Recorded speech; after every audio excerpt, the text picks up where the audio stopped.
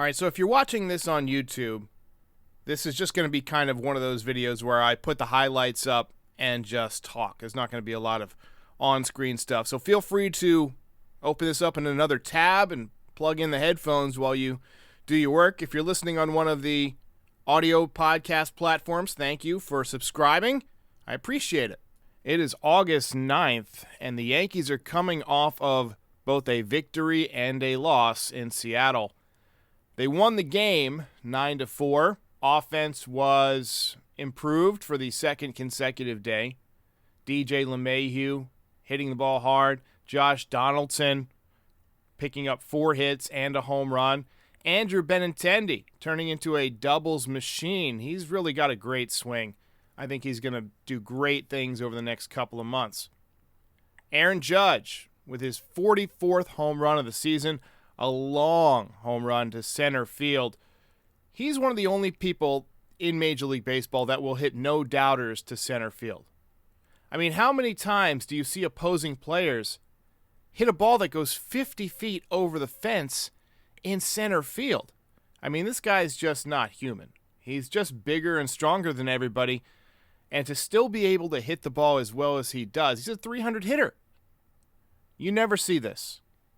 I hope you guys are enjoying, you guys and gals, I want to be inclusive, you guys and gals are enjoying what you're seeing from Aaron Judge. Also, Jameson Taillon with a really solid start last night. Got off to kind of a rough start, solo home run right out of the gate.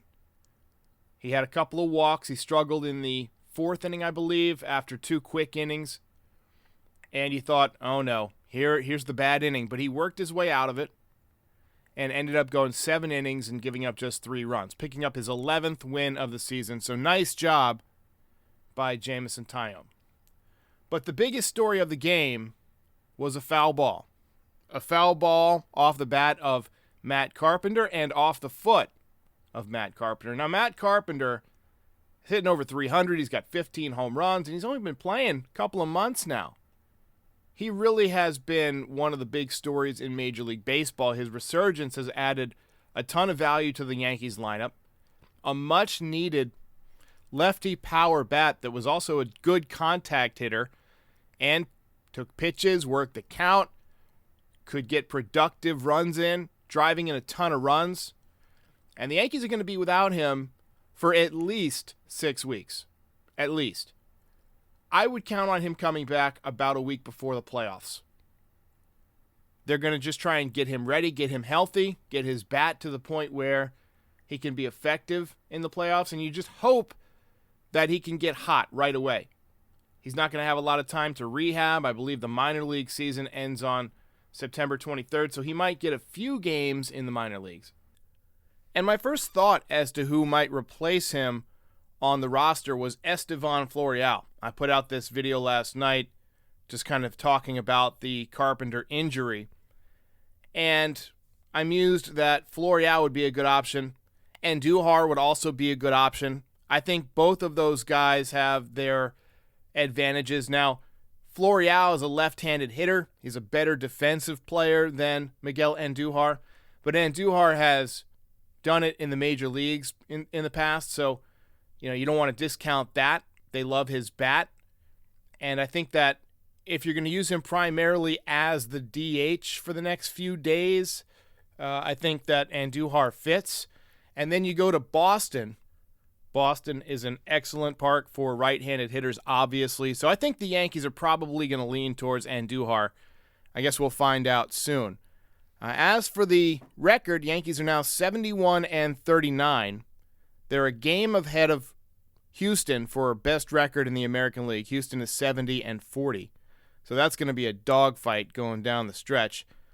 The Dodgers have overtaken the Yankees for the best record in baseball. They're 75-33. They're looking like world beaters. I mean, honestly, this might be a competition to see who gets beaten by the Dodgers in the World Series, though anything can happen. Josh Donaldson looking really good yesterday. He seems to be coming around. He's got the OPS back over 700 for the season. It's up to 715. That was his 11th home run, and it was a no-doubter. If you get a chance to watch the replay, he had a great smirk as he went around the bases. He was satisfied with that. And if you go back and watch some of the post games in recent days, I talked about how he was using right field better, and that was going to force pitchers to come inside to him more where he's dangerous. And that's what happened last night. We saw the base hit up the middle early in the game, and then we saw the long home run. He now has 23 doubles on the season. Has struck out more than we anticipated. He's got 99 strikeouts. That is third on the team. Joey Gallo had 106, and Aaron Judge has 119. Although Aaron Judge wouldn't have nearly that many if we had robo-umps, because he gets so many bad pitches called against him. Pitches that are below the knees. Just because the umpires don't adjust because of that human element. And that's why the human element is a bad thing. I'm okay with base umpires. You know, I'm okay with guys down the line, guys calling close plays at second, third base, whatever. But the strike zone is too important. Hell, you can even have a home plate umpire for those plays at the plate. But the strike zone is the key to the whole game. The pitcher-batter duel. The Yankees understand this, and that's why they're so insistent on having savages in the box. But it doesn't help to have savages if the umpires are going to call crappy pitches strikes. It's been a really positive sign that the Yankees have double digits in hits the last two games. And last night you were facing Logan Gilbert, who's a damn good pitcher. So now that offense is heating up a little bit, and we're picking up the base hits, the doubles, a couple of home runs last night, now you're facing Castillo. It'd be interesting to see how it works out. You're obviously without Stanton. You might have Rizzo back, though I'm not sure. Definitely without Carpenter. So it should be an interesting night tonight. Gerrit Cole on the mound for the Yankees. He's looking for a little bit of redemption. You know, the last time out was tough for him. 6 runs in the first inning. His ERA on the season is up to 3.56. He is 9-4. 131 and a third innings pitched, 170 strikeouts. Got a 108 ERA plus. I mean, these are good numbers, but aside from the strikeouts, they're not great numbers. 21 home runs allowed, which is among the most in the league. He really needs to turn in a good performance today and help you win this series on the road. Get a little bit of redemption. It's worth noting that Clay Holmes struggled again last night. Now, it was 9-3 when he came in. He gave up a run, but he drilled a hitter with a pitch. Again, missing up and arm side. And when that happens, it's generally traceable back to the front side or the left side of a pitcher's body. As they drive towards home plate, if you open up that front side too soon, we've seen this before. We saw it with Clark Schmidt when he first came up. Remember, we talked about this and he corrected it. If you open up that front side too soon, it causes the angle on your fingertips and on your hand to change just slightly because everything's connected. The entire body's connected. And when you do that, it just changes the spin just enough that instead of a sinker ball starting right down the middle and breaking kind of down and into a righty or down and away from a lefty, the spin changes just enough that it kind of runs toward the hitter. So if you're facing a lefty, you'll miss up and away or outside. Or if you're facing a righty, you'll come in on their hands, up and in. And it's not intentional, but it's just a result of the mechanics being slightly flawed. And you could tell that he's fighting it because he would throw some good ones. It wasn't happening every time. Remember when he first struggled against the Reds, when he first had this glitch in the Matrix, the first ding in the armor. He was unstoppable up to that point, but then he had an inning where he just lost it completely. He had no command, and everybody was like, is he hurt? What's wrong? It was just a mechanical flaw, and he didn't know how to fix it right away. But now he's been working with Matt Blake. They've identified this problem. But they haven't gotten to the point where he can repeatedly fix it in game. It's hard to make adjustments during the season. Sometimes you just fall out of whack. And sometimes it could be a result of fatigue or, a nagging injury. Let's say he's got some soreness in his push-off leg or his groin. That can change the kinetics of his entire delivery. But if he is healthy, then I'm confident they'll get it figured out. Still got a long way to go this season. Aroldis Chapman looked completely lost 2 weeks ago. But he's had 6 consecutive really good outings. The fastball has been crisp. He's throwing strikes.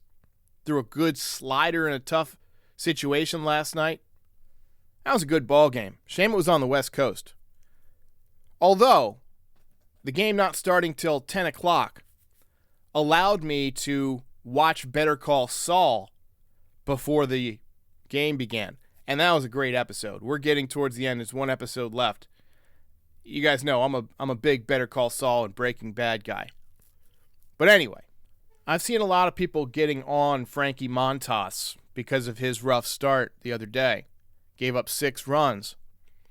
I think you're going to see a better Frankie Montas on Friday in Boston. You know that's got to be rubbing him the wrong way. He's going to be fired up. And look, this guy's a lot better pitcher than what you saw the other day. Look at his track record. He's going to pitch better. I think that was just a combination of new catcher, hadn't pitched in a while, debut, has been traveling all over for a funeral. And you don't want to make excuses for the guy, but it just seemed like the perfect storm for him to have a tough day. Cardinals red hot. They're surging towards first place at that time. Ended up taking over first place. But they had the momentum, not only in the series, but in general in that division.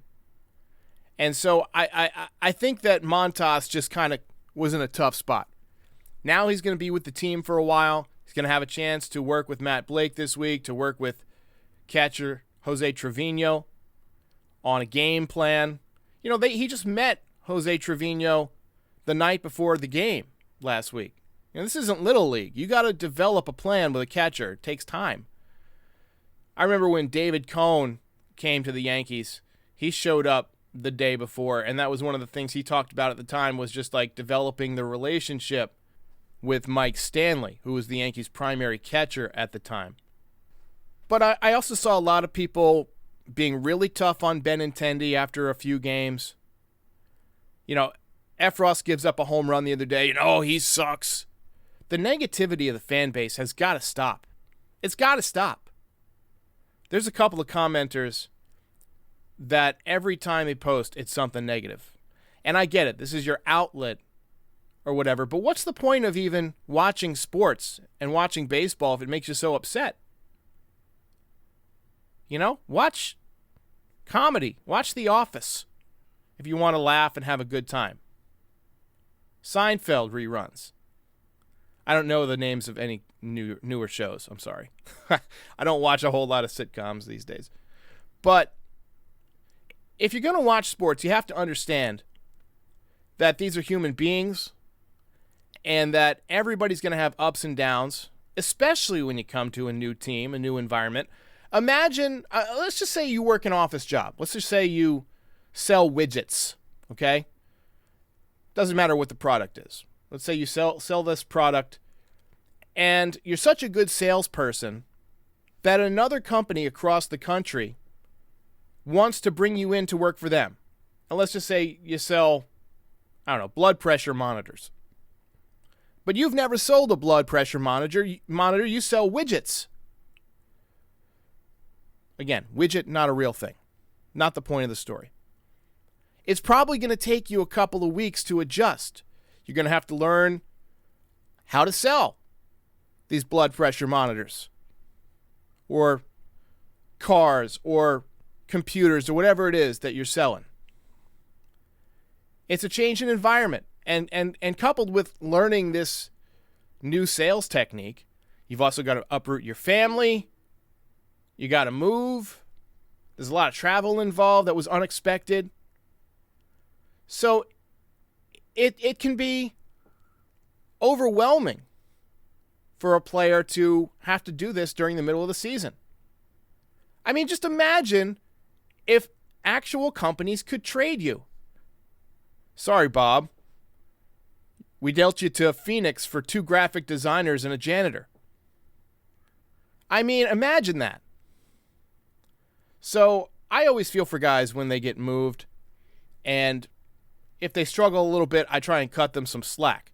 Now, Joey Gallo, we cut slack for basically an entire second half. He had all winter to get used to New York, and then he stunk for the first several months of this season. So, his act wore thin. I think he used up his grace period. But guys like Benintendi, Efros, Trevino, Montas, let's give them at least 3 or 4 weeks to get comfortable, to get into a routine. By September, we should know what we have with all those guys.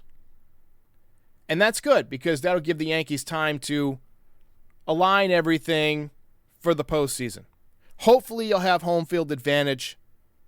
But again, Astros are a tough customer, and they got better. Trey Mancini has been demolishing the baseball since being traded.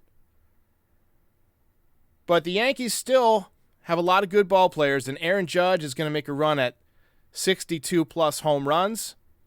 It's going to be a ton of fun. So stick around, like and subscribe. Subscribe on all the audio platforms. I'm going to be doing more of these type of videos and just kind of off-the-cuff audio as we get down to the most exciting parts of the season, the pennant race. I know a lot of people just like to listen, and sometimes I just want to talk, but I don't want to do all of the graphics and stuff that come along with a lot of my videos. So, sometimes you just need to vent. And today is one of those days. So, Yankees win. They go for the series victory tonight. Gerrit Cole on the mound. Should be fun. I'll see you next time.